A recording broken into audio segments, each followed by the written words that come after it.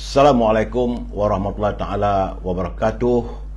Salam bahagia, salam pencerahan untuk teman-teman yang berkesempatan dengan saya. Apa khabar anak anda Anggrek Rimba, saudara Mustafa Ilyas, saudara Syarum Ibrahim.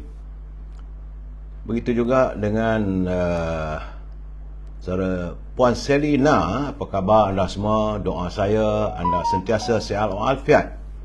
Ibrahim Cik Muda, apa khabar anda? Begitu juga Ismail Samad, saudara Mazli Syamsuddin, waalaikumsalam. Saudara Zamari LC, selamat malam. Saudara Muhammad Fazli, saudara Kamarul Azhari, salam, terima kasih. Saudara Joka, semoga anda juga sihat ya. Saudara Azrul Jalil dari Batu Sembilan Ceras, saudara Azrul Jalil. Saudara Tada Murtada Tada Murtada, saudara Fazil Yub, apa khabar anda? Saudara Abu Nem, salam perjuangan. Saudara Muhammad Saleh Omar, saudara Ahmad Faruza, waalaikumsalam. Saudara Muhammad Sabri Haji Rashid, Andi TKH, ZMK Makmur, apa khabar? Saudara Kuih Seruh, orang Kuantan, clear, terima kasih. Rafti Kelapa Muda dari Renggam di Johor ya. Puan Kamariah Maklang, saudara Abu Nem, salam dari Taiping katanya. Begitu juga saudara Ahmad Tarmizi, waalaikumsalam. Jasri Osman, Puan Hamidah Kamat, terima kasih. Puan Rubidin, apa khabar Bi? Moga sehat, bahagia bersama suami dan keluarga. Begitu juga dengan Puan Siti Zubaidah Hanifah dari Taiping, Perak. Saudara Hashim Atan, saudara Muhammad Saleh Omar. Jangan lupa saudara like, share dan subscribe. Saudara Azli, saudara Itat Bashir, Muhammad Mazaman Salim daripada Bintulu, Sarawak. Saudara Nordin Abbas, Jejak Rimba daripada Parlimen Sungai Siput. Mudah-mudahan ada kejayaan. Begitu juga Abdul Hamid dari Kuantan. Wak Leh, Jaka Linglung daripada Penang ya Jaka. Saudara Muhammad Fuad dari Gombak. Saudara John Amy. Saudara jangan lupa like, share dan subscribe di Instagram, kerana ini penting. Kalau berlaku sesuatu, sebab awal-awal tadi saya tengok dekat Facebook dah mula ada gangguannya sedikit ya. Saudara Abdullah Saleh, Puan Anton, Muhammad Effendi, Puan Halimah Hashim, salam cinta damai. Saudara begitu juga Atih Ismail, saudara Yub, apa khabar Yub? Wan Ismail, Wan Abdullah, waalaikumsalam. Jejak Otoi, saudara Azhari Tok Kaya. Ini teman kita di Instagram, Yauman Waras di Instagram. Hazrul ID, jangan lupa like, share dan subscribe. Lain saya tak minta saudara Tok Suwira, saudara ini Puan Hafsah Junaidi, Puan Jamaliah Sabian, dan teman-teman yang tak sempat saya santuni, saya mohon maaf. Saudara Abdul Hamid, saudara Adi Warna, Joka Karim, semoga sihat semua. Bisnu Majnis dari Seremban, saudara Ma'ano, Coca-Cola Moh, mesti sebut. Kalau tak sebut nanti marah pula. Coca-Cola Moh dari Jepun katanya. Saudara Muhammad Hashim, Muhammad Din, Puan Marabiah Abdullah, waalaikumsalam. Jaafar Abdul Manap. Begitu juga Puan Rohani Jonet, Zul Marshall, Syuami Ahmad. Saudara, saya minta maaf, saya tak boleh nak menyantuni lebih lagi sebab ada banyak pencerahan yang perlu saya lakukan malam ini. Baik saudara, pembuka bicara adalah laporan yang perlu saya laporkan selepas saya menerima kiriman daripada saudara Jamil Idris dan juga saudara Rio dari Universiti Melaya berhubung dengan kedudukan COVID-19. Hari ini Rabu saudara, bulan Ogos dah 10 hari bulan kemerdekaan. Namun virus corona masih lagi belum mahu memerdekakan bumi kita ini, kerana sudah pun 872 hari saudara. Dari laporan yang saya terima kasih saudara Rio, saudara Jamil, ada peningkatan. Sebab kemarin 2,863, tapi semalam meningkat kepada 3,083. Jumlah kumulatif atau yang terkumpul sudah pun meningkat kepada 4,714,498 warga kita yang dijangkiti oleh virus corona. Bagaimanapun, mereka yang berjaya dirawat oleh Kementerian Kesihatan berjumlah 4,635,737. Tahniah kepada Kementerian Kesihatan yang bertungkus lumus sentiasa berusaha untuk merawat mereka yang dijangkiti oleh COVID-19. Semalam juga laporan saya terima tidak menyenangkan, itu terjadi 12 kematian saudara. Rubidin, terima kasih, Mazlan Din, saudara Aziz Izam, saudara Razali Samad, Openg 69 dari Sarawak, saudara Azli JDT 1.0 di Terengganu. Dengan 12 kematian itu, saya mengharapkanlah agar kita sentiasa menjaga diri kita sebaik mungkin saudara, jaga kebersihan ya, saudara Muhammad Syaril, saudara Adam Abdullah, J. Aidit, begitu juga Abdullah Manap. Saudara, dari laporan tersebut juga saya melihat terdapat peningkatan di 12 negeri saudara. Susut-susutnya semalam cuma 12 negeri saja. Selangor susut tapi angkanya 605 orang yang dijangkiti, tetapi wilayah Pakistan meningkat pula kepada 773. Begitu juga di Sabah, peningkatan kepada 285. Perak juga naik jumlah jangkitan kepada 248 orang. Pulau Pinang turut naik kepada 117. Negeri Sembilan juga meningkat kepada 240. Begitu juga Melaka 130 dan Kedah 160. Yang agak merunsingkan saya bila saya melihat Sarawak. Sebab Sarawak ni dah 5 hari angkanya di bawah 100, tiba-tiba semalam meningkat kepada 122. Jadi warga Sarawak harus berhati-hati. Pastikan kita jaga kita saudara. Virus corona ini hanya mampu untuk kita usaikan kalau kita menjaga kebersihan dan menjaga penjarakan sosial. Kalau keluar rumah, kalau berada di tempat awam, orang ramai, pakailah pelitup muka supaya kita tidak menyedut virus. Dan virus corona ini dalam musim sejuk. Sekarang ni kalau panas pun dia kadang-kadang tukar menjadi sejuk. Virus corona mudah merebak. Saudara Murad Karim, saudara Muhammad Syaril, saudara Mas Mali, Puan Sainah di Instagram. Begitu juga saudara Muhammad Khalid Nani, saudara Muhammad Tahir, Abdul Latif, Zailan, apa khabar saudara? Doa saya anda semua berbahagia dan sihat wafiat saudara. Baik, kita masuk segmen e-commerce. Berniaga saudara, jangan tak berniaga. 9/10 daripada pendapatan daripada berniaga itu yang terbaik, kata baginda Rasulullah SAW saudara. Jadi kalau anda mempunyai produk, hubungi Al-Azhar di talian 011330412441. Saudara Syam Nawawi, Puan Hatijah di Instagram. Al-Azhar lain tak ada, dia memasarkan setangi, al-bakur, macam kemian saudara, bila dibakar wangi semerbak. Begitu juga dengan wangi-wangian, iaitu perfume daripada tanah Arab. Selain daripada itu, dia juga memasarkan gula O. Ini untuk kesihatan diri kita, sebab gula O tiada kalori, letak setitik ataupun sedikit saja sudah cukup manis.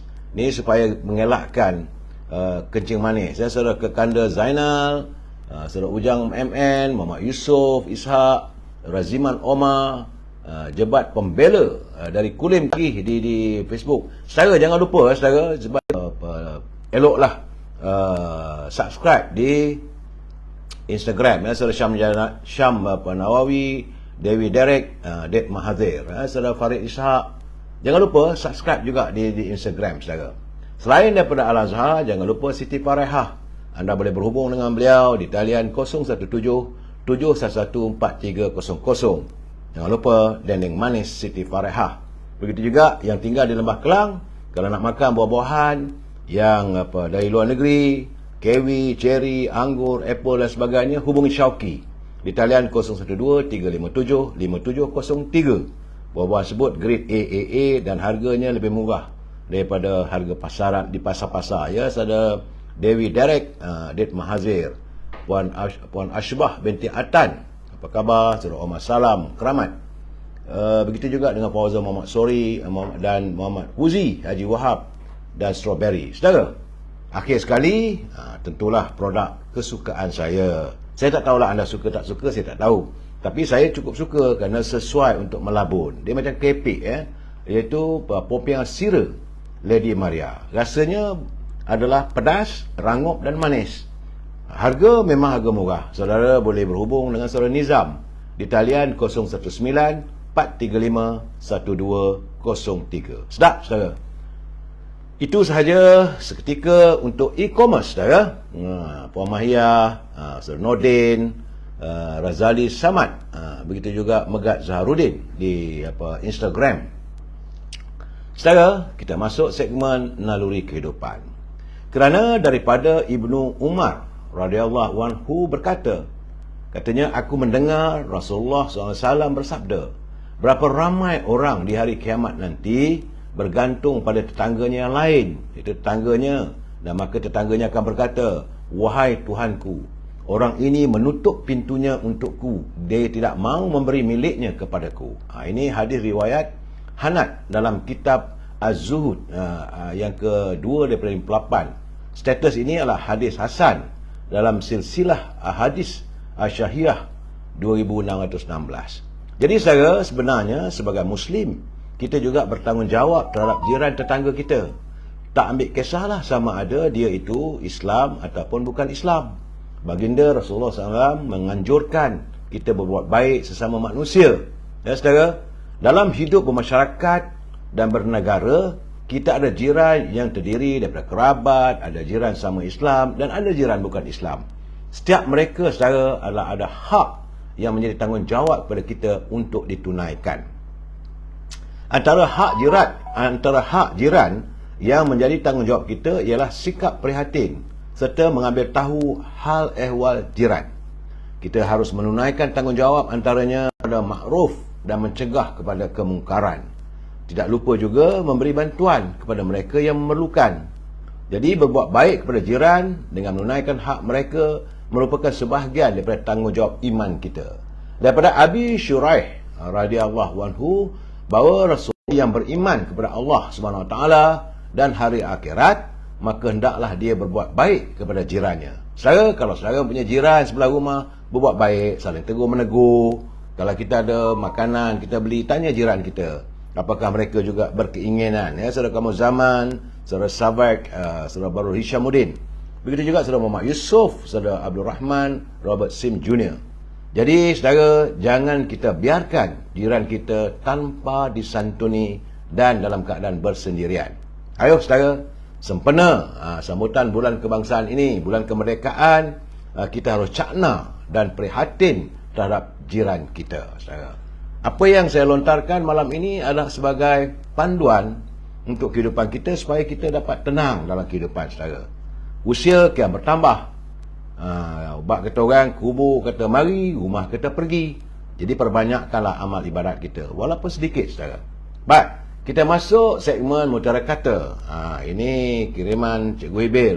Saya nak ucap tahniah kepada Cikgu Hibil kerana Ahad ini beliau akan menemani anaknya yang telah pun berjaya mendapat ijazah dan bergelar sebagai seorang doktor. Tahniah Cikgu Hibil. Itulah jasa seorang guru, anaknya juga berjaya. Tahniah Cikgu Hibil. Kata Cikgu Hibil, kehebatan dan kekuatan besi pasti musnah akibat karatnya sendiri. Jadi begitu juga bangsa, kekuatannya sendiri seringkali dihancurkan akibat pengkhianatan kaumnya sendiri. Jadi macam besi, dia musnah akibat karatnya. Jadi bangsa kita ini, kerana sesama kita bertelagah, kita bergaduh, kita saling tuduh menuduh, kita saling fitnah memfitnah, akhirnya bangsa kita menjadi bangsa yang terjebak dalam segala permasalahan. Ya, saudara Manpo, saudara Ronciu, Nyarol Slovato, Mariam Putih. Apa khabar Puan Mariam?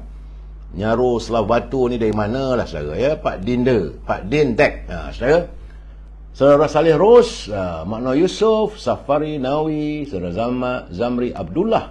Begitu juga dengan orang Perak. Orang Perak di mana, Yop? Baik, saudara, kita harus saling berpesan-pesan, ingat mengingati antara satu sama lain. Ini adalah naluri kehidupan yang perlu kita lalui. Jangan kita sombong sama manusia. Ya, saudara Puan Noridah Kamarudin dari Ipoh, Perak, terima kasih. Saya mesti mengingatkan pimpinan negara supaya jangan berbelanja tanpa had, kerana kita khawatir negara akan muflis. Ya, saudara. Baik, bicara kita malam ini adalah persekitaran. Tajuknya, jangan biarkan rakyat lapar. Itu harapan kita. Sebelum saya memberi pencerahan, kita santun dulu apa kata pantun Pak Nazil. Nanti ada orang bising pula sebab saya tak sebut dan saya tak lontarkan pantun Pak Nazil yang menghantar kiriman saban hari pada saya. Kata Pak Nazil, mengait nangka di kebun tok ayah, makan sedulang, minumannya sahih. Fikirkanlah jika iman bergoyah, sewaktu pulang menghadap ilahi. Bayangkanlah saudara, kalau iman kita goyah, macam mana kita nak bertemu dengan Allah SWT? Kita berbekalkan iman. Itulah bekalan yang paling penting waktu kita menemui pencipta kita, saudara. Tambah Pak Nazir, lantainya kiat di rumah Pak Lah, dibaiki sudah dengan teliti. Perbetulkan niat kerana Allah, bukan bermudah sesuka hati. Jadi apa saja yang kita lakukan, sebab itu kita selalu digalakkan membaca bismillah dengan nama Allah yang Maha Pemurah lagi Maha Penyayang. Nak makan pun bismillah, saudara. Jadi bukan kita bermudah dengan suka hati, main telan aja. Itu keadaan, saudara. Baik, saudara, terima kasih Pak Nazil. Kita santuni pula dalam segmen Gedung Ilmu. Jangan jemu, saudara, sebab ini saya fikir elok kita fikirkan bersama, kerana ini adalah merupakan buah fikiran seorang tokoh pemikir bangsa Melayu abad 20, iaitu Allahyarham Za'bar, atau nama sebenarnya Allahyarham Zainal Abidin bin Ahmad. Ini adalah curipan buku yang dikirimkan kepada saya oleh Tan Sri Johan Jaafar dan diterbitkan oleh Dewan Bahasa. Bila Dewan Bahasa menerbitkan buku itu, tentulah ada nilai-nilainya yang tersendiri. Kata Allahyarham Za'bar, tidak dinafikan pasti wujud kalangan anak bangsa yang kecewa atau dalam memacu kehidupannya serta menjadikan bangsanya mundur hanya kerana tidak bergantung pada keupayaan diri sendiri. Malahan, menurut Za'bar, lebih mengecewakan bila mereka hilang keyakinan pada diri sendiri. Jadi warga bangsa kita ni perlu yakin pada diri kita, saya. Mereka ini seringkali, kata Za'bar, mengharapkan bantuan dari orang lain atau sama ada daripada pihak kerajaan, semata-mata tanpa mahu berusaha sendiri. Sedangkan mereka memiliki keupayaan berfikir yang hebat, malah punya kudrat dan tenaga mengatasi bangsa lain. Namun begitu, kerana sikap hanya meletakkan harapan untuk bergantung pada orang lain, mengakibatkan dirinya menjadi lemah, gagal serta paling memilukan. Mereka merasa kecewa dalam kehidupan, lantas terus menyalahkan orang lain. Segala-galanya, kata Allahyarham Za'bar, bangsa kita ni mahu memperolehi secara percuma. Tanpa beasiswa, contohnya, mereka berhenti dari bentuk ilmu. Tanpa subsidi atau bantuan kerajaan, mereka tak mau berniaga. Dan pinjaman yang diperolehi sama ada daripada bank atau institusi keuangan juga, kalau boleh mereka mau percuma, free. Inilah yang merupakan halangan terbesar dihadapi oleh bangsa kita, saudara.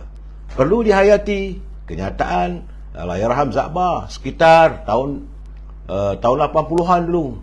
Ini dalam buku yang diterbitkan pada tahun 1982. Jadi kita jangan kita harus berubah daripada yang negatif ke daripada yang positif. Ya, saudara, kita sambung lagi malam besok. Terima kasih Tan Sri Johan atas kiriman buku yang begitu bernilai. Elok saya santuni untuk kita bersama. Puan Maznah, Cik Mat, Saudara Roslan Arifin, Saudara Saj Piut. Begitu juga Anis Kofi daripada Ceras. Saudara Ahmad Din Abdullah, Saudara Rahman Abdullah, Saudara Anwar Saleh. Saudara, sebelum saya memberi pencerahan, saya sentiasa mengingatkan kepada mereka yang menyunting semula live saya ini, saya tidak ada masalah nak sunting ke, nak pakailah. Tapi kena ingat, setiap suntingan yang anda lakukan, maka anda bertanggungjawab. Saya tidak akan bertanggungjawab atas sebarang suntingan, kerana kadang-kadang dipendek-pendek, lari daripada maksud dan sebagainya. Terpulang pada saudara. Begitu juga kiriman anda dalam page saya ini, jangan sesekali melanggar peraturan yang ditetapkan oleh Kementerian Komunikasi. Gunakanlah bahasa terbaik, saudara. Dan kena ingat, ini pencerahan politik yang sekadar untuk memberi informasi, tak lebih daripada itu, saudara. Prinsip kita mesti bersetuju untuk tidak bersetuju. Saya harus mengingatkan selalu, kerana kadang-kadang mereka mengatakan bahawa dengar cakap saya saja. Tidak. Kalau anda tak bersetuju, tak ada masalah. Jika saudara mempunyai permasalahan ataupun dap ataupun kecurigaan atas pencerahan saya ini, boleh hantar, kita boleh berbincang dan boleh hubungi saya, tak ada masalah, asalkan kita menggunakan bahasa-bahasa yang harmonis, yang tidak maki hamun. Kalau yang maki hamun, saya tengok bahasa-bahasa yang saya katakan bahasa yang berkarat ni, saya tak layan saudara. Saya minta maaf, kerana saya yakin kita adalah warga cinta damai, menyantuni setiap masalah secara harmonis, bukan disaluti oleh kebencian. Saudara Abdul Halim Makno, Puan Sharifah Hapipah, saudara Aunty Eli di Instagram, Valensky UKR Kiev. Ini nama ni macam nama orang Valensky, ni orang Russia saudara. Saudara Bakat Ahmad, Puan Zaleha Tijani saudara. Baik, selepas saya memberi peringatan kepada anda semua, saya melaporkan hari ini tiba-tiba saja, saya tak tahu, cuaca memang panas. Saya ada keluar ke Kota Raya Kuala Lumpur tadi, naik MRT. Dalam MRT sejuk, tapi di luar tu berkuap, rasa macam di tanah Arab. Sebab itu saya katakan bahawa cuaca kita hari ini tak menentu. Oleh itu, banyakkan minuman air saudara. Lebih baik kalau minum air panas mati yang dijerang dengan bunga cengkeh. Itu saya bagi pandangan saja terpulang. Nak ikut, ikutlah. Tak ikut, tak apa saudara. Sebab cuaca sekarang ini tak menentu. Saya yakin subuh kan tiba-tiba sejuk. Sejuknya melampau. Terpaksa tarik gebar pula saudara. Saya agak tertarik dengan titah Duli Yang Mulia Sultan Selangor, Sultan Sharifuddin Idris Shah, yang mana baginda juga sebagaimana senada dengan titah tuanku Sultan Idris Shah di Perak, yang mahukan agar kerajaan negeri Selangor, dia baginda mahukan supaya kerajaan negeri Selangor merancang satu bentuk teknologi dalam memastikan sektor pertanian. Kerana baginda menzahirkan kebimbangan kalau tidak ditekankan tentang masalah pemakanan ini. Baginda khawatir rakyat Selangor boleh terjebak dalam food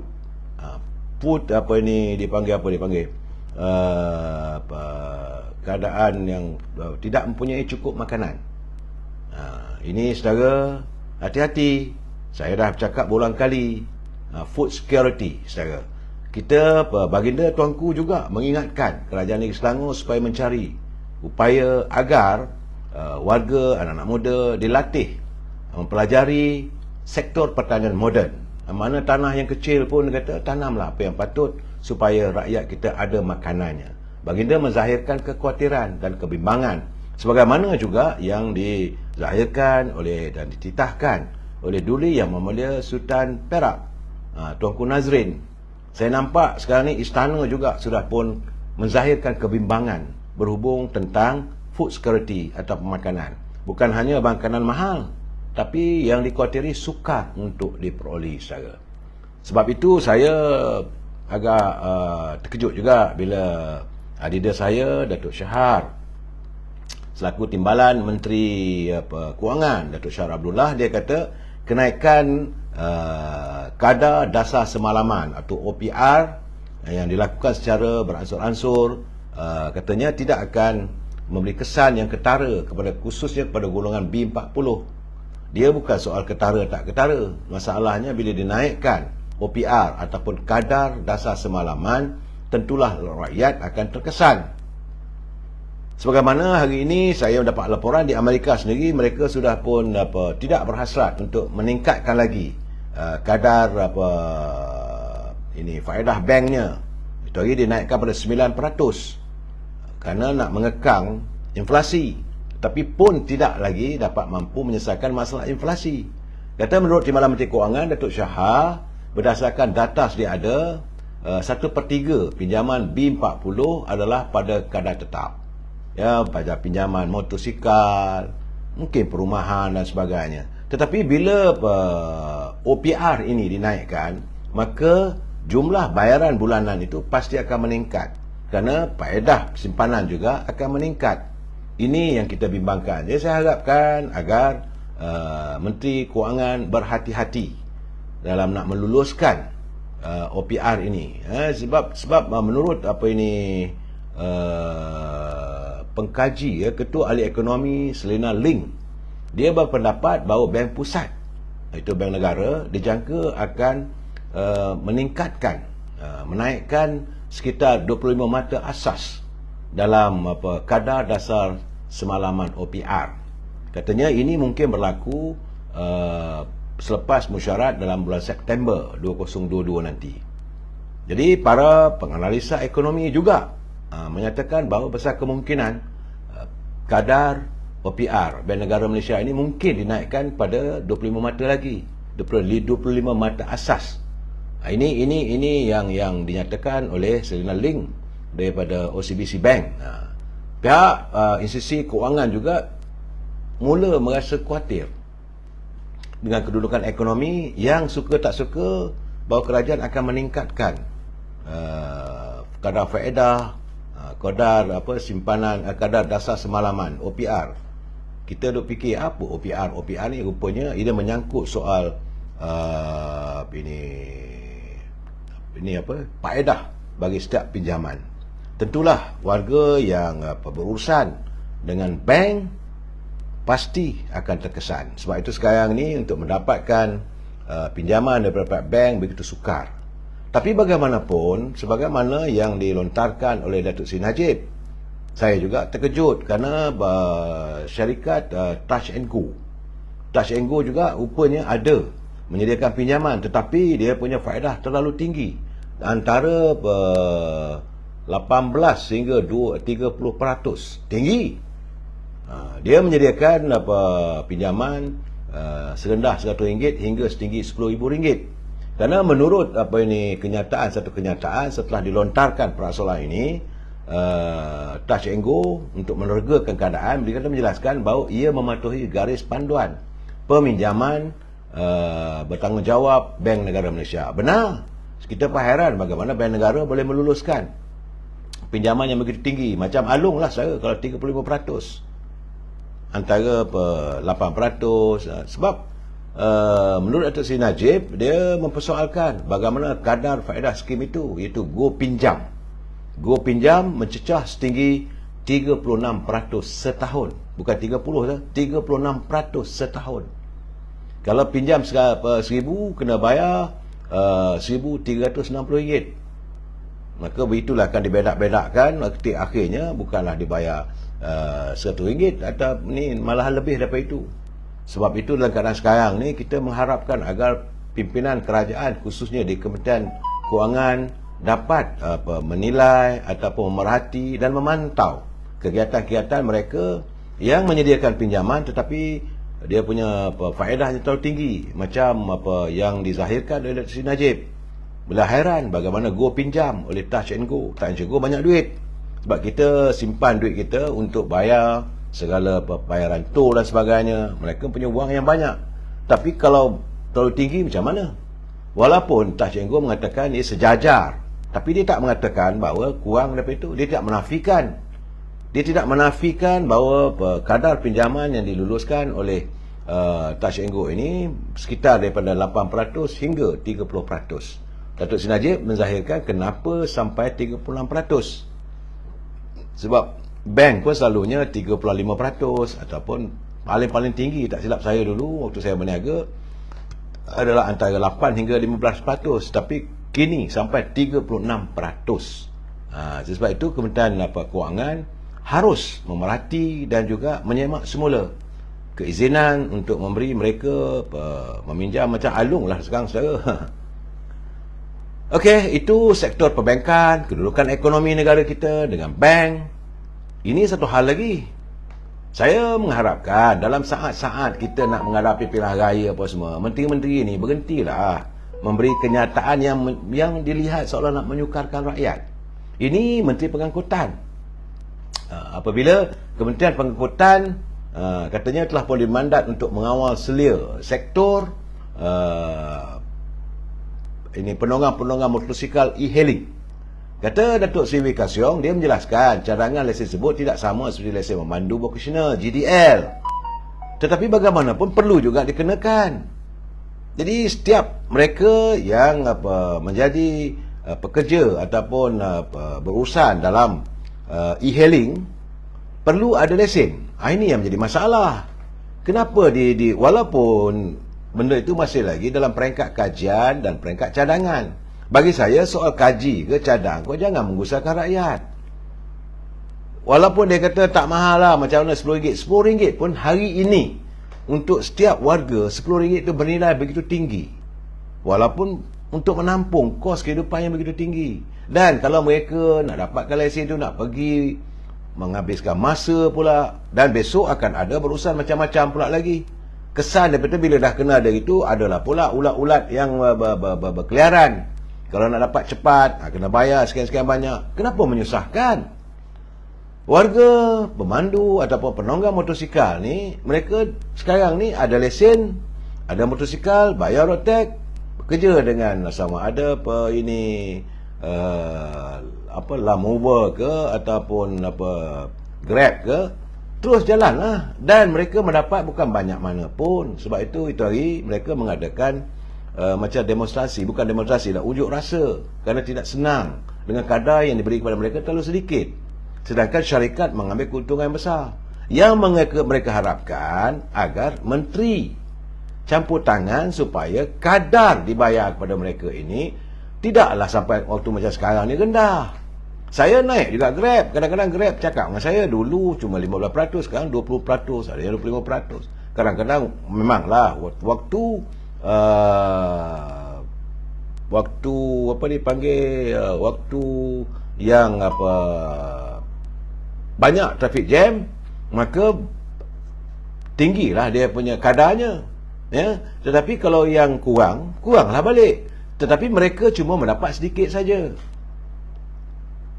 bukan banyak mana pun. Jadi menteri pengangkutan perlu melihat permasalahan ini. Ini masalah rakyat marahan yang mencari rezeki. Mereka bergadang nyawa, berempas pulas, sanggup merempuh panas terik, hujan. Orang pesan makanan, dia pergi kedai ambil makanan, bawa cari rumah tu. Bukan senang. Tapi syarikat yang mengendalikan tu ambil untung. Tiba-tiba kalau kerajaan nak wujud lesen pula, lesen baru dan sebagainya. Ini bagi saya bukanlah satu keputusan yang bijak. Betul, katanya hanyalah untuk mengumpulkan data-data. Nak kumpul data, ada caranya, berhubunglah dengan e-hailing company itu. Hantar pegawai-pegawai pergi dekat Grab, berapa banyak motosikal yang mendaftar, berapa banyak kereta yang mendaftar. Situ dah ada datanya. Itu yang diharapkan, bukannya mengadakan mesti dapat lesen. Bila ada lesen ni barulah boleh. Kalau tak lesen nanti, masalah pula, masalah penguatkuasa. Apakah perkara ini akan dibawa ke parlimen? Jadi masalah demi masalah diwujudkan oleh pimpinan, bukan untuk menyelesaikan masalah warga, bukan nak menyelesaikan masalah rakyat. Ini yang saya lihat, saya merasakan tidak elok. Jadi Tok Sri Wee Ka Siong, sudah-sudahlah. Kalau boleh sekadar cadangan, tak payah nak diumumkan. Ini bukan pengumuman yang popular. Ini satu pengumuman yang dibenci oleh rakyat. Bagi mereka yang bekerja sebagai e-hailing ni, memang bencilah dengar meletakkan syarat itu, syarat ini. Saya berdiam diri dulu. Semalam saya tengok sahabat saya, Datuk Lokman, dah mula melontarkan. Dia pun dah mula membelasah persoalan ini. Dan hari ini saya dengar kenyataan daripada Datuk Wee Ka Siong. Dia kata bukan. Tak payah nak nafikan lah, sebab anda dah bercakap. Walaupun dia kata apa yang keluar dalam TikTok ini tak betul dan sebagainya, itu soal lain. Anda sudah mengumumkan bahawa adanya lesen GDL akan dikenakan kepada setiap pemandu ataupun petugas dalam e-hailing. Tak perlu nak data. Kalau alasannya untuk mendapatkan data, hubungi syarikat-syarikat Land Rover ke ataupun Grab ke, dan banyak lagi syarikat-syarikat yang lain. Tak perlulah membuatkan nak dapat lesen untuk mendapatkan data sebenarnya. Tak ada keperluan. Jangan bagi alasan yang kebudak-budakan. Rakyat sudah cukup terkesan. Ini keadaan saudara. Jadi dalam keadaan begini, saya haraplah agar pihak kementerian, menteri-menteri sebelum nak menzahirkan ataupun nak melaksanakan sesuatu polisi itu, fikir habis-habis. Apakah ini menguntungkan rakyat ataupun ini menyusahkan rakyat? Carilah upaya supaya menyenangkan rakyat, bukan menyusahkan. Mereka sudah susah, mereka sudah terbeban. Nanti kalau saya balun, nanti marah pula. Ini keadaannya. Tambah-tambah lagi sekarang ni dah nak pilihan raya. Kalau rakyat ini anak-anak muda, nanti mereka menolak. Ini masalah nanti. Saudara, okey, kita lupakan soal e-link. Saya cuma tadi saya mendengar perbicaraan Presiden UMNO. Apabila menurut Penawaraya Mahendran saksi bagi pihak Penawaraya mengatakan bahawa Presiden UMNO ini dibayar oleh syarikat Arta Kirana tinggi. Saya tengok kita, betul ke? Sebab berdasarkan penyataan Arta Kirana daripada tahun 2014 hingga 2018, saudara, keuntungan syarikat Arta Kirana tahun 2014 625,000. Kemudian tahun 2015 114,000. Tahun 2016 4,900,000. Tahun 2017 2,800,000. Tahun 2018 351,000. Jadi jumlahnya semua kalau dicampur baru 8,825,934. Cuma saya heran macam mana pula kalau bayarannya katanya dibayar pada si Zahid ini sejumlah 13.56 juta. Walaupun dia mengatakan wang itu datang daripada Hong Kong ke luar negeri apa semua, itu bukan persoalannya. Kalau syarikat itu membayar, sedangkan syarikat sebut cuma dapat keuntungan bersih selepas tolak cukai 8,825,000. Di sinilah saya tak mau campur lebih, tapi saya terkejutlah. Macam mana jadi begitu? Di mana ada logikanya? Terpulanglah para hakim untuk menentukan. Ini soal ni masih lagi dalam perbicaraan. Kita tak boleh nak campur. Cuma saya terfikir tadi. Kerana katanya bahawa mereka mendapat wang sumbernya daripada pelbagai syarikat lah, iaitu Visa Malaysia Limited, Mantex System Hong Kong, syarikat Valiant Capital, banyaklah. Tapi menerusi syarikat Arta Kirana. Arta Kirana cuma buat untung 8,800,000. Bayar sampai 13 juta macam mana? Di mana? Sedangkan banyak lagi katanya dalam buku ledger itu ramai pula yang dapat. Orang ni dapat 1 juta, orang dapat 2 juta, macam-macam lah saudara. Tak tahu saya tengok kelang kelibut nampaknya gayanya. Bagaimanapun, saya agak berlapang dada apabila Suruhanjaya Pencegah Rasuah sudah pun memanggil beberapa individu yang disenaraikan dalam buku ledger Arta Kirana Sdn Bhd sebagai bahan bukti dalam kes rasuah. Mereka menuduh Datuk Zahid dapat rasuah dan sebagainya. Jadi kata Ketua Putrajaya SPRM Tan Sri Azam Baki, siasatan sedang berjalan dan beberapa individu lagi yang disenaraikan dalam buku ledger itu pasti akan dipanggil. Kita jangan campur, biarlah SPRM melaksanakan tugasnya. Saya tadi bila dengar kenyataan itu di mahkamah. Bila disebut di mahkamah, lepas itu disebut pula diberi banyak ini. Saya cuma memikirkan, ya ke begitu? Persoalan lah, timbul persoalan. Tapi terpulanglah pada mahkamah untuk menentukan. Jangan kita campur tangan saya. Begitu juga tengah hari tadi Pergerakan Pemuda UMNO di bawah pimpinan Datuk Ashraf Wajidi telah pun mengadakan mesyuarat mereka dengan kalangan esko-esko pemuda. Selain daripada membincangkan, biasalah bila mesyuarat ini adalah juga bincang soal pilihan raya, tetapi yang paling penting sekali Pergerakan Pemuda mahu supaya isu dikatakan skandal LCS, kapal LCS di Lumut itu, dia mahu supaya ia diambil alih oleh kerajaan. Jangan dibiarkan berterusan menjadi bahan perbualan di kalangan orang politik. Kerana satu isu itu bila dipolitikkan, banyak benda yang tak sepatutnya timbul dan kadang-kadang menyangkut soal keselamatan.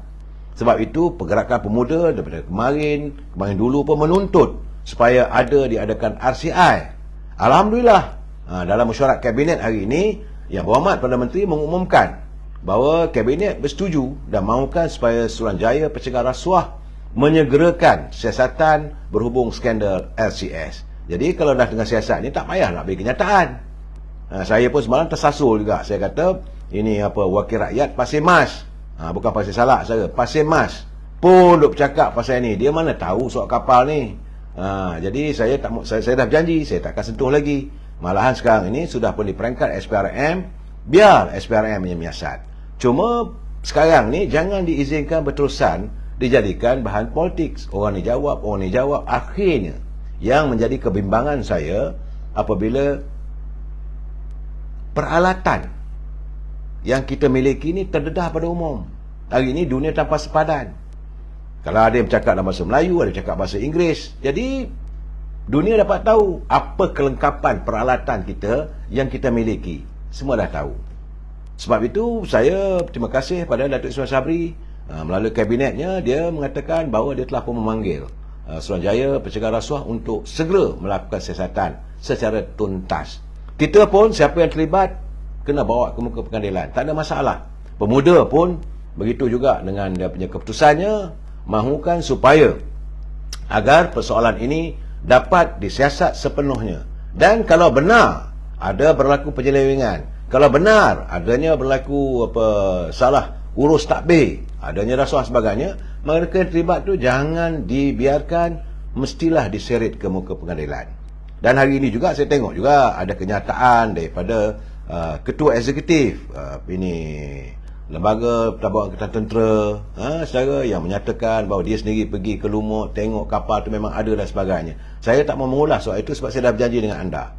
Jadi bagi saya, kita serahkan pada SPRM dan pihak-pihak yang berwajib untuk melihat. Jika ada kepincangan, seretlah ke muka pengadilan. Kita warga cinta damai, kita harus terbuka. Pemuda UMNO tinggal yang mak pak dia ketua cawangan dan ketua bahagian, pasal dah biasa masuk. Apa hal ni, saudara? Pemuda UMNO hari ini juga bersidang, mereka membincangkan. Memang saya bertanya dengan Datuk Ashraf tadi, saya kata apakah dibincangkan tentang calon-calon daripada pemuda. Dia kata ada dibincangkan. Jadi stand pemuda UMNO Malaysia, calon yang akan diturunkan itu mereka mestilah menyantuni juga dengan pimpinan bahagian. Dia tak mau tengok adanya perbalahan antara ketua pemuda dengan ketua bahagian, timbalan ketua bahagian, ketua wanita. Mesti menggambarkan calon yang disenangi dan tidak berbalah untuk mengelakkan permasalahan di peringkat bahagian. Ini yang ditekankan oleh Datuk Ashraf Wajdi, bahawa pemuda sentiasa berhadapan dengan dada terbuka dan tidak melihat siapa saja saingan sebagai musuh. Yang paling penting, pemuda harus melabur bakti. Tapi yang paling penting sekali, bila saya tanya dengan beliau apakah sudah siap, dia kata sekarang ini pergerakan pemuda telah pun menyusun, bukan hanya di peringkat negeri, bukan hanya di peringkat pusat, malahan terus ke peringkat PDM, iaitu peti undi pun. Pemuda sekarang ni mengadakan dia punya mock-up dry run-nya. Jadi pemuda sudah pun bersedia. Yang mahu Perdana Menteri segerakanlah, sebab pemuda memang dah bersedia. Dia kata dah lama dah kita bersedia. Syabas pergerakan pemuda di bawah pimpinan Datuk Ashraf Wajdi, saudara. Dan sekarang ni saya melihat secara bahawa sebenar-benarnya dalam keadaan hari ini, parti yang terkesan kalau diadakan pilihan raya dalam keadaan yang segera ini, lain tak ada, tentulah Perikatan Nasional dan Pakatan Harapan. Saya tak tahu apakah mereka sudah bersiap sedia, tapi dapatan saya mereka masih lagi bertelagah sama sendiri, saudara. Dan seandainya parlimen dibubarkan, tentulah gabungan Perikatan Nasional, gabungan daripada Pakatan Harapan ini masih lagi dalam keadaan yang tidak bersekutu. Dari segi Pakatan Harapan, ini keadilan masih lagi bertegas untuk mahu bertanding secara solo, tidak mahu duduk di bawah lambang Pakatan Harapan. Amanah dengan DAP mahu di bawah Kemah Besar. Perikatan Nasional pula, antara PAS dengan Parti Pribumi ini sudah mula ada saling curiga mencurigai. Sebab itu PAS juga sudah pun membuat beberapa kenyataan, kalau boleh mahu bersama dengan Muafakat Nasional. Tapi kita dah bagi kenyataan, Muafakat Nasional sudah ternoktah, tak ada keperluan lagi. Tapi begitu juga ini parti ataupun gabungan Tanah Air yang diasaskan oleh Dr. Mahathir juga, kabarnya dia mengundang PAS menolak. Dalam keadaan yang sama juga saya mendapat perkabaran hari ini melalui kenyataan Datuk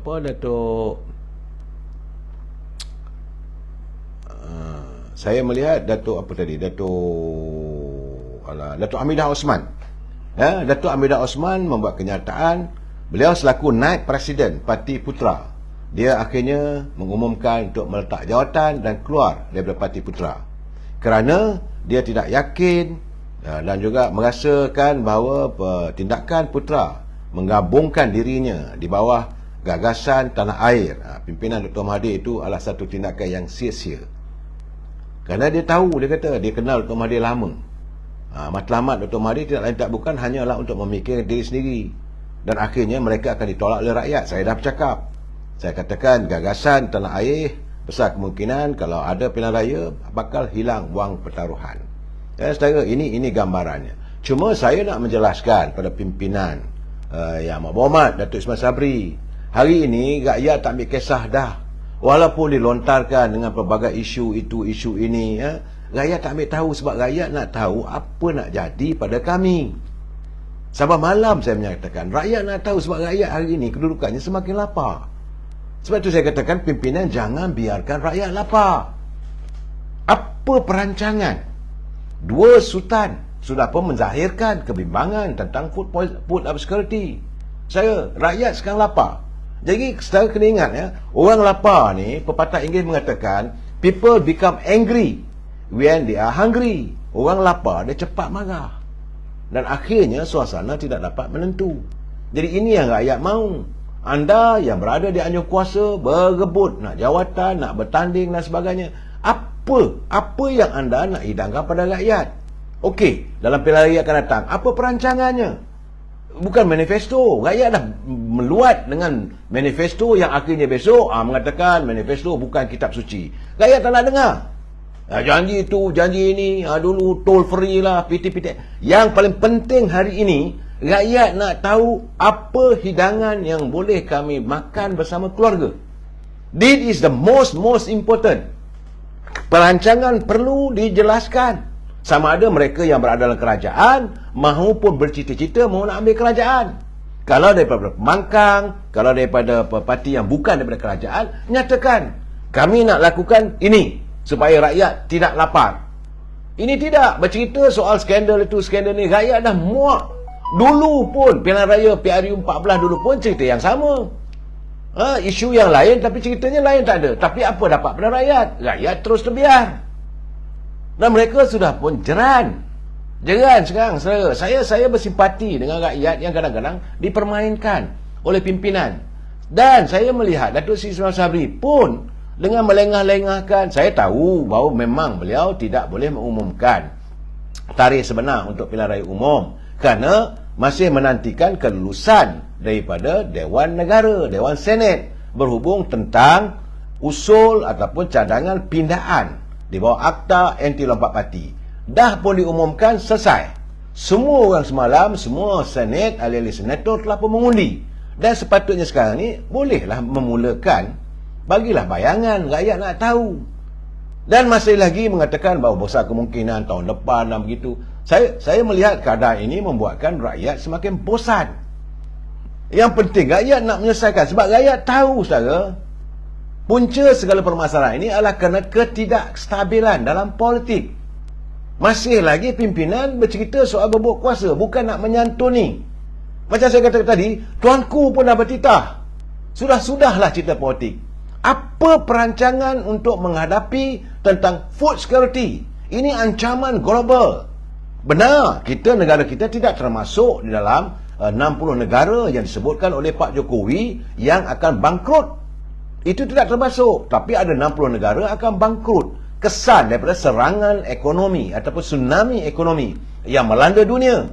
Tetapi apa perancangan kita untuk menahan supaya ombak tsunami yang sekarang ini dah berada bersekitar jendela negara kita ini. Negara kita juga tak terlepas daripada menerima tempias.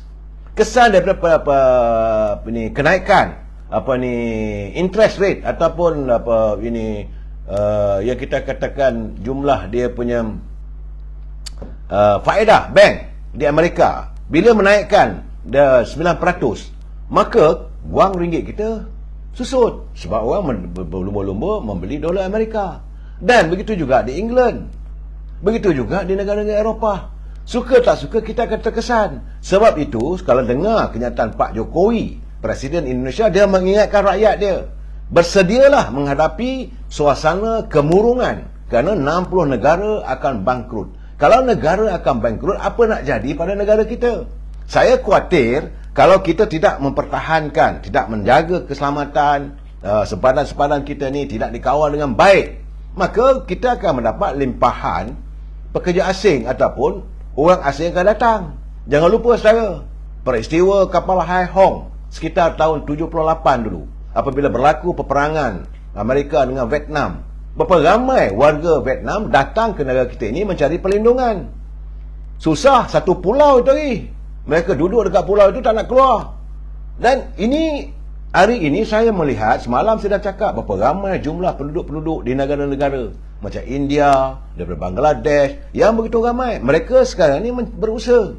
Sebab itu, sebagai contoh saya katakan, apabila disebut tentang 1.2 juta pelancong-pelancong dari negara China yang masuk lebih kurang 7 juta, tapi yang keluar dari negara kita 5.5 juta. Apa nak jadi dengan 1.2 juta ni? Sudahkah dicari mereka? Memanglah mereka dalam keadaan selesa di negara kita ni. Bumi Malaysia ini setara adalah bumi yang cukup dirahmati oleh Allah. Kita mempunyai cuaca yang sentiasa sama throughout the year. Dan kita tidak mengalami banjir besar. Kita tidak mengalami tsunami. Tidak ada gegaran gunung berapi, tidak ada taifun ataupun gempa bumi. Kita negara yang begitu dirahmati oleh Allah. Tetapi apakah dengan penduduk yang ada sekarang ini, negeri kita kecil ini, kalau kita menerima limpahan kemasukan orang yang ada tu yang tak boleh keluar, ini merunsingkan kita. Jadi ini perlu dikawal. Dalam waktu yang sama, pimpinan harus mencari jalan, berusaha untuk memastikan makanan ada. Sebab rakyat nak tahu apa perancangan pimpinan. Tak nak bercakap soal skandal lah. Sebab saya katakan sekarang ni, politik hari ni kau bercakap skandal memang biasa lah. Orang politik ni tuduh sana tuduh sini. Tak. Orang A kata B, B kata C, C kata D, D kata A. Tak ada ending. Tidak ada selesainya saya. Sehinggalah selepas pilihan raya umum. Lepas pilihan raya umum mungkin reda sikit. Dan sebab itu rakyat merasakan terbaik adakan pilihan raya umum, supaya kita dapat kestabilan politik. Berkali-kali saya katakan, rakyat tak ambil peduli siapa yang akan menjadi kerajaan. Sama ada, sebab 3 parti dia yang ada sekarang saudara. Satu parti itu memang ruyuk lah. Cuma yang ada antara Parti Keadilan dan UMNO. Rakyat tak ambil peduli. Saudara, tak ambil peduli siapa nak perintah pemerintahan, asalkan kita nak kestabilan supaya dapat dirangka perancangan masa depan dalam menghadapi gegaran tsunami ekonomi dunia. Ini bahaya saudara. Mungkin orang tak mau dengar cakap saya, terpulang lah. Saya sabar malam mengingatkan. Dan dalam keadaan begini, saya bila nak menghadapi pilihan raya, saya mengingatkan warga UMNO, pimpinan UMNO. Dapatan saya masih lagi bertelagah. Memang dalam keadaan dekat-dekat pilihan raya ni, masih lagi pimpinan mereka masih lagi bercakap soal jawatan mereka di peringkat bahagian. Masih lagi wolok-wolok ni turun, ataupun menteri-menteri ada juga yang turun ke gelanggang berjumpa dengan pimpinan bahagian, bercerita tentang diri mereka atau bercerita tentang untuk pertandingan dalam parti. UMNO dah dapat selesai dah, tak nak memikirkan soal pertandingan dalam parti. Yang penting hari ini kita nak menghadapi pilihan raya, bukan fikir diri sendiri. Tapi pimpinan masih lagi wolok-wolok ni. Kadang-kadang saya menyampah dengan orang ni saya, dalam keadaan mereka masih lagi memikirkan kepentingan diri. Kita dah di ambang peperangan. Sebab itu saya tengok tulisan daripada saudara Datuk Nur Jazlan. Dia mengingatkan warga UMNO kena berhati-hati. Saya bersetuju dengan pandangan beliau. Dia kata dalam masa 10 tahun mendatang, UMNO bakal lumpuh kalau mempunyai pimpinan yang mementingkan diri sendiri. Malahan secara terus terang, Datuk Nur Jazlan dia kata UMNO akan mati. Bukan mati dalam hati. In the heart of the youth. Di kalangan orang muda ataupun pengudi muda, UMNO ini akan tersisih. Seandainya mereka mementingkan diri sendiri. Seandainya pimpinan yang sedia ada masih lagi memikirkan soal aku nak jadi calon. Sedangkan sudah sampai masanya untuk kita memiliki ataupun menurunkan calon-calon muka baru. Sebagaimana yang dinyatakan oleh Presiden UMNO. Sepatutnya pimpinan yang dah jadi wakil rakyat, dah 2 penggal, 3 penggal, dah rasa nikmat. Kamu dah jadi menteri, kamu dah jadi exco, kamu dah jadi timbalan menteri, dapat pula duduk JLC, duduk yang lumayan. Sudahlah. Berilah pula sekarang ni UMNO untuk melakukan islah dalam kepimpinannya. Sebab rakyat nak tengok muka baru. Seandainya, saya bagi contoh saja, seandainya satu bahagian itu diturunkan oleh parlimen yang sama, yang dah 3-4 tahun dulu, yang berkarat pula tu, diturunkan masih lagi bertanding. Dia bukan mungkin di kawasan itu dia boleh menang. Tetapi kawasan lain, akhirnya rakyat merasakan UMNO tidak melakukan perubahan yang dijanjikan. Rakyat nak tengok UMNO mengalami islah. Satu kepimpinan baru yang menjanjikan untuk masa depan. Malahan ada ni pemimpin kadang-kadang ni kita tengok yang dah berkarat tu pun dah berpenggal jadi wakil rakyat, lepas tu menyantuni parti yang bertentangan dengan UMNO. Kalau mereka saban hari bercerita dah nak sanggup pula jadi jurucakap, bersedia pula menjadi jurucakap kepada Parti Perikatan Nasional, sedangkan dia orang UMNO. Kalau itu keadaannya tak apalah, tak ada masalah. Dalam keadaan begini buat nyatakan pendirian saya nak bertanding atas tiket PBM, silakan, tak ada masalah. So jangan diganggu urusan kita mau melakukan perubahan dalam UMNO. UMNO perlu menurunkan calon-calon muka baru. Kalau tidak, seperti mana kata Datuk Nur Jazlan, 10 tahun akan datang, UMNO akan mati dalam hati anak-anak muda. Saya kena ingat, anak-anak muda setiap tahun ada lebih kurang 425,000 sebagai pengundi muda. Dalam masa 10 tahun mendatang, kalau 425,000 tahunnya, secara otomatis lebih kurang 4 juta lebih. 4 juta warga anak muda. Ahli UMNO macam saya kata semalam cuma 3.7 juta saja. Apa nak jadi pada UMNO? Sebab itu jangan anda merasakan boleh menang. Boleh menang di mana? Semalam pun saya dah katakan bahawa 21 juta 21.1 juta pengundi baru yang akan membuat keputusan memilih parti mana. Jadi apakah anda dengan hanya cuma 3.7 juta ahli saja? Berapa peratus? Saya 7% saja daripada jumlah pengundi. Ini yang pimpinan Peringkat Akar Umbi kena faham. Yang nak jadi warlord, yang anda dah berasa, anda dah merasa nikmat, sudah. Bawa muka baru. Biarkan mereka pula kita didik supaya kesinambungan perjuangan ini berterusan. Kalau tidak nanti anak muda mengatakan muka tu jugalah, tak lain muka tu jugalah, bertanding kawasan ni muka itu jugalah. Akhirnya mereka give up. Ini perlu ditangani dan secara ikhlas, dan pimpinan di Peringkat Akar Umbi mesti ikhlas pada parti perjuangan. Pada perjuangan parti diutamakan, bukan perjuangan diri sendiri, saudara. Saya melihat dalam keadaan begini, saudara, UMNO perlu diutamakan, bukan diutamakan diri sendiri. Hari ini macam-macam orang duk serang kita. Dan saya tidak nampak bagaimana jawapan dibuat oleh pimpinan peringkat bahagian. Melainkan ceritanya, saya akan jadi calon, saya boleh menang. Jumpa Datuk Seri Najib, Datuk Zahid Hamidi, cium tangan, bak kata sahabat saya, Saudara Zamir Ibrahim, sampai tembuk tangan tu lah kena cium, nak dapat kawatika. Tak dapat nanti, maki hamun. Sepatutnya kita kena berjuang besar. Keperluan untuk menjadi calon ini satu. Di bahagian untuk jadi ahli parlimen, ada banyak jawatan dalam parti. Ada ketua bahagian, timbalan ketua bahagian, naib ketua bahagian, ada ketua pemuda, ada ketua wanita, ada ketua puteri. Jadi mereka ini adalah muka-muka baru yang fresh, yang menjaminkan atau menjanjikan sesuatu harapan kepada generasi baru. Kena ingat, saya benar, saya tak nafikan daripada 21.1 juta pengundi itu, tambahannya dulu 16, jadi 5 juta lebih tambahan. Daripada 5 juta itu 1 juta lebih anak muda. 4 juta ini pengundi yang secara otomatis. Saya nak jelaskan lagi malam ini. Mereka otomatis bukan semestinya mereka akan mengundi. Kerana selama ini pun untuk mendaftar sebagai pengundi pun dia tak nak buat. Artinya dia are the reluctant voters, ataupun satu pengundi yang lebih bersikap aku nak tengok je lah. Bukan untuk tampil ke peti-peti undi, nak memangkah itu dan sebagainya. Mereka ambil kisah. Tetapi yang perlu ditangani bagi saya adalah sekitar 16 juta. 16 juta pengundi ini, sedangkan ahli UMNO 3.7 juta.